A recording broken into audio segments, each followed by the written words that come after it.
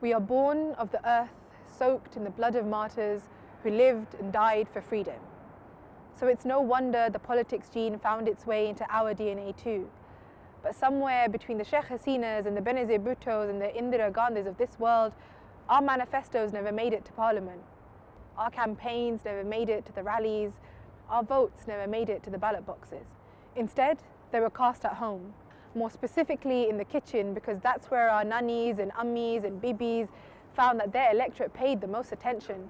Rotis and rice became the currency of power, while empty thalis meant a landslide victory.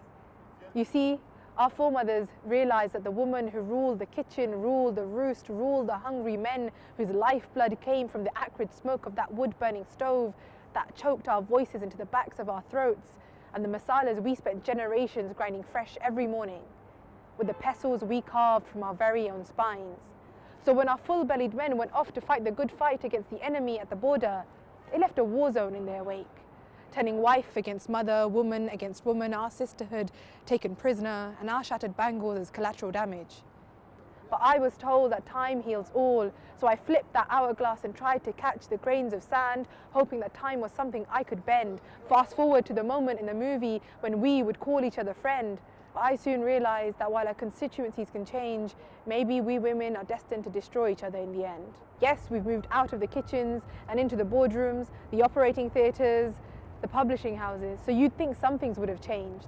But our hatred for each other because of our hatred of ourselves meant that everything stayed just the same.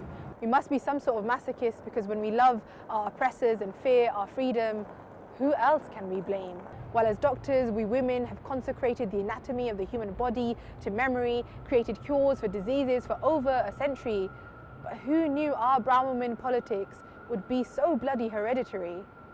Our politics clung to us like a child to its mother's sari. Our politics grew up with us, no longer about satisfying those who could get their leg over us, but those who could give us a leg up, all while adorning us with gold-plated shackles, because our complexions look that much brighter when our ankles and wrists are bruised in the colour of internalized racism, masked in the guise of acceptance. Forget breaking through glass ceilings when you still fear cutting yourself open on my brownness, fear bleeding your own true colour, because no matter how hard you scrub, you will always come off too dark a shade of white. There's a reason we can never find the foundation that matches the colour of our skin perfectly, because they fear that we might discover the richness we evaporate into the atmosphere if we learn to exist unapologetically, fear that we might desire to be anything else but different shades of alabaster, porcelain, or ivory. Forget the cries for representation when you still look at me and see competition instead of sister or shared hardships, because obviously the only way to uplift our communities is to eliminate our adversaries who, funnily enough, just so happen to look like you and me.